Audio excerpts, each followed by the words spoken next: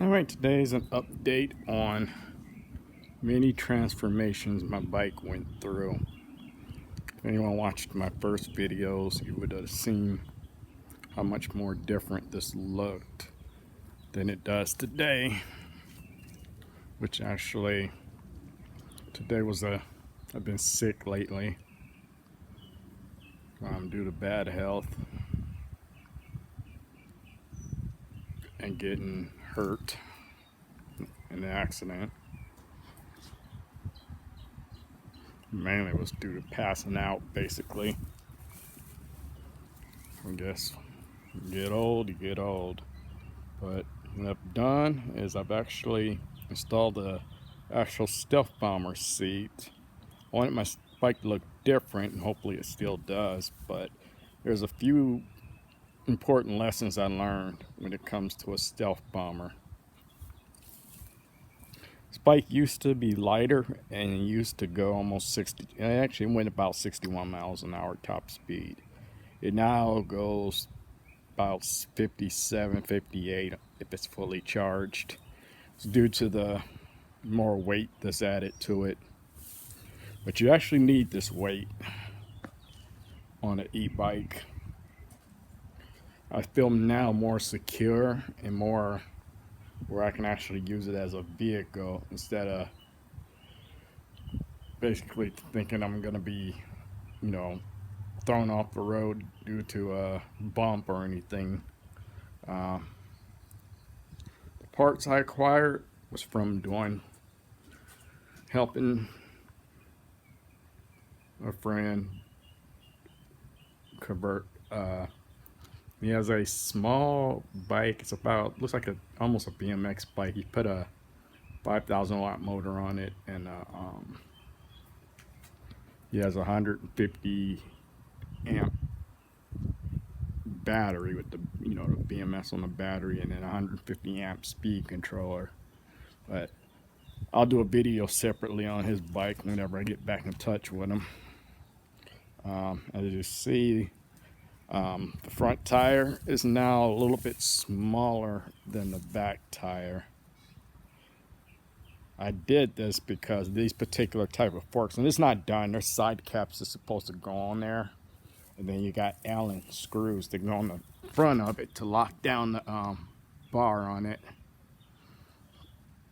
But you still need those side caps to actually be 100% secure and safe. Gonna put a light on it, but that's the update for it. Still alive and kicking. It's 3,000 watt kit, 3,000 watt hub motor. Now if you follow me back here to the garage, I got another project in the making going on.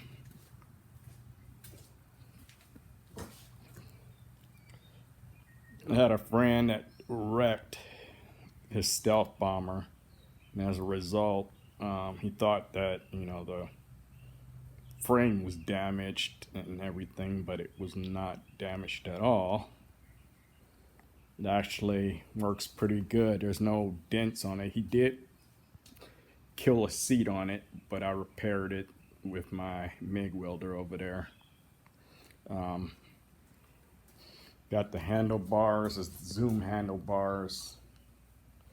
Then you got the Zoom forks. And you got the handlebars over here, and then I got now these are metal side plates. I just didn't have enough energy to actually order more ABS plastic ones and make the bike lighter or anything. This bike, when it's done, is gonna pretty much be for sale.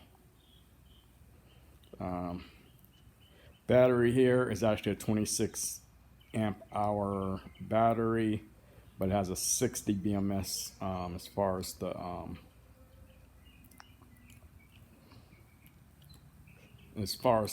amps on the battery, and then the speed controller, of course, is an 80 amp as well. Really enough, 5,000 watt motor right here. I had to take it apart and actually do a little bit of repairs with the Hall sensors. There's a few bad ones. I'm still not done. The wiring for the Hall sensor in is missing, as you see another, it's missing its little clips and stuff. But I put it on my Hall sensor test, and the hub motor now tests out fine. This is the remaining of the tire. I did get into a wreck. Ended up being able to true it to be straight. This is the old fork that came off of it. I was able to save it. But with these particular type of smaller forks, you gotta be real careful. I wouldn't recommend these forks unless you're going under 40 miles an hour. They're just real small. I don't trust them on the Stealth Bomber frame. Stealth Bombers are very heavy bikes, and that's why you have a lot of people that use these particular type of forks on them. These are Zoom forks. I really haven't read any reviews on them or anything. This is just a crankshaft that I obtained through trade and skill, and back shock. Basically, it's almost a replica of the bike I have, except for this one will have 26-inch rims, front and back. My other bike has a 27 in the back and then a 26 in the front. But the good thing about these shocks is they're adjustable, so you can actually have comfort when you ride. But this is my next project. I have to get a hold of or either make the dropouts clips for these, which what I'm doing is I'm just going to take some steel stock, about a 1/4 inch.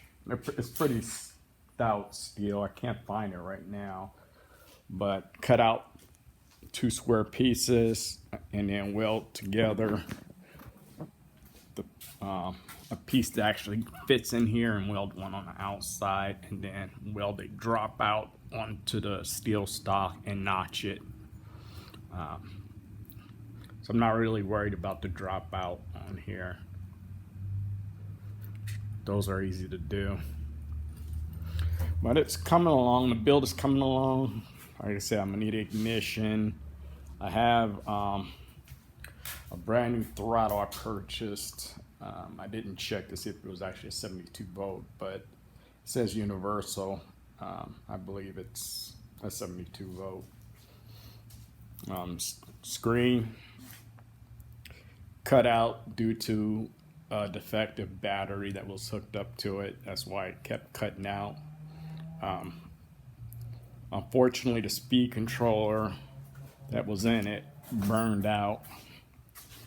This is the battery that killed it. And it's the dead speed controller. It's a shame because it's a 100 amp speed controller.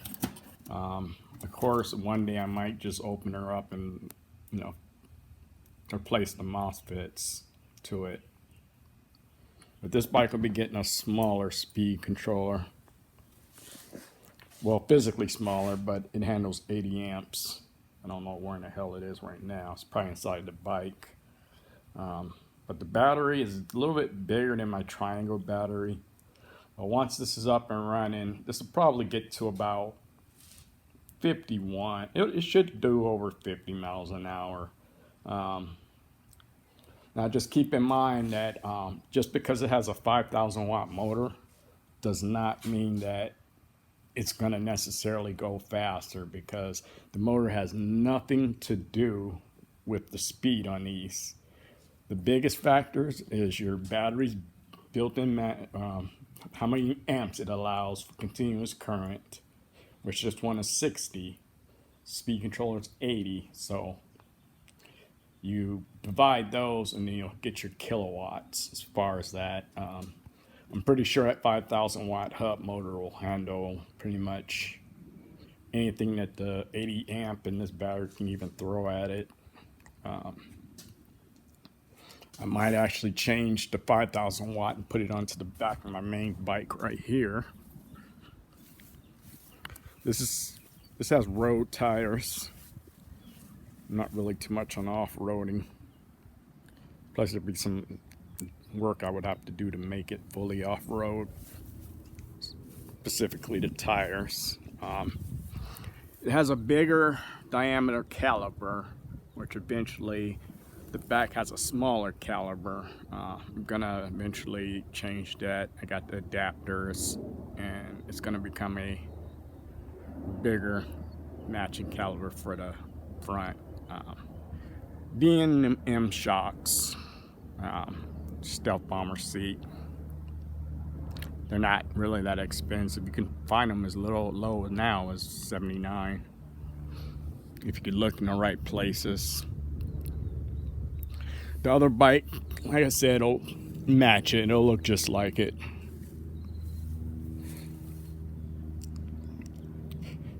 The only difference is if I can re-spoke the front tire on the old 27.7 inch rim, I can actually get an axle through fitting.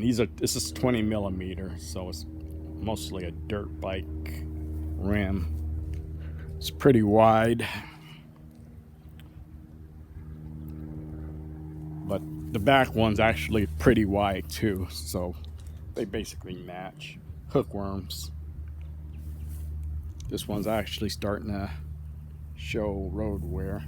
This is brand new, this tire here. A few things I have to do with some of the, I'm gonna have to redo the paint on the front fork. It has a scuff mark. It was touched while it was wet still. I hate when that happens. Perfect paint job and then you touch something and it goes all to hell. But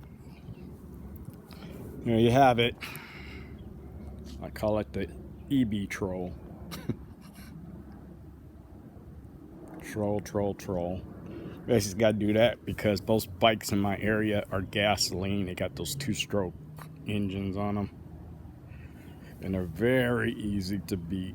I beat a 150cc moped before on it. So for a little gasoline beach cruiser, mostly they use beach cruisers for the gasoline bikes. But yeah, this one is being put together as we speak. Progress is slow due to poor health.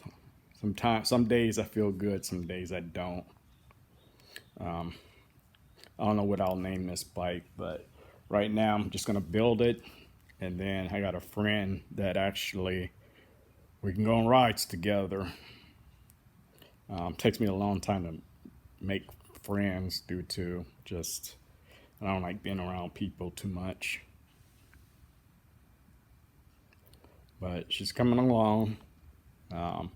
This bike is gonna get hookworms too, so it'll almost match. It'll almost match. There will be no differences really. This front rim right here, I'm probably gonna despoke and put in axle through hub on it. I've never really despoked the rim. I've trued them from to go back straight, but I've never actually installed a new axle in them. But now you have it. It's been a while, but a lot has happened, and out of circumstances, now I got 2 Stealth Bombers due to work done on a friend's bike.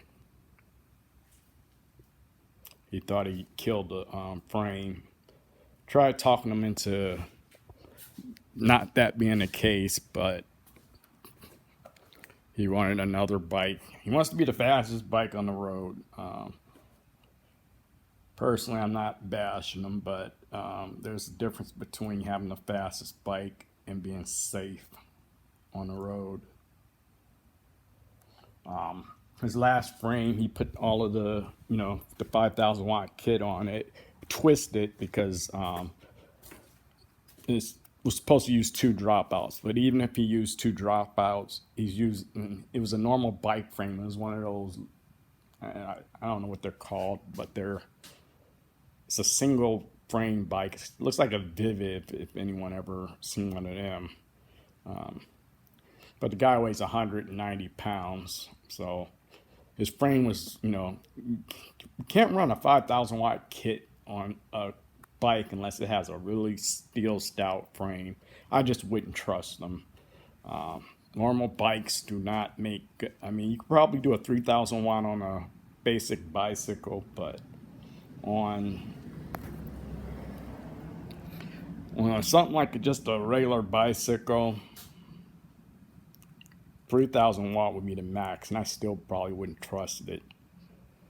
That's why these bikes are so heavy. It's because they're built for road travel. And the seat kind of pops up there. It's because I'm still working on it. But I just need to get a few more parts. I need to get an ignition key. Unfortunately, this one won't have the alarm like my main bike due to the speed controller.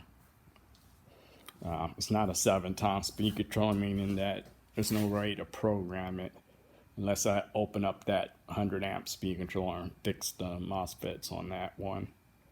Then I kind of rather have that 100 amp speed controller. If I can get that working, I would probably put it in my main bike and get a higher capacity battery.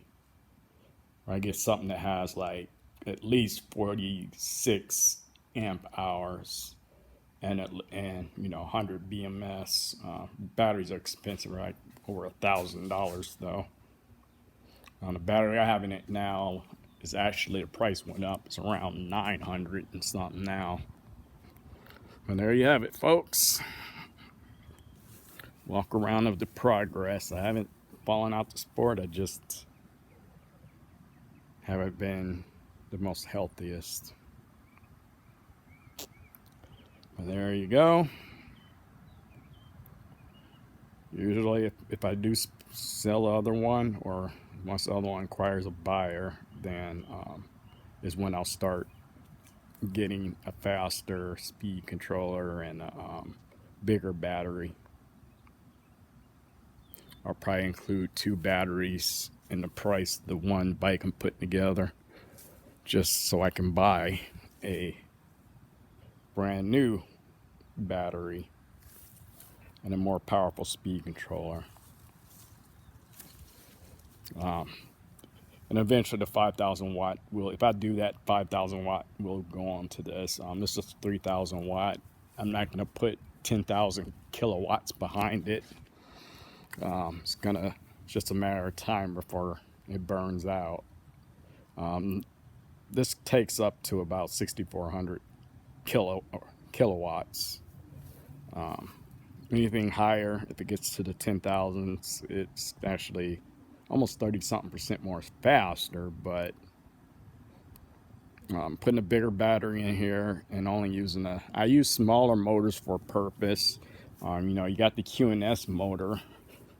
I don't like those. They're good motors. It's just they're 30 pounds heavier than its counterpart.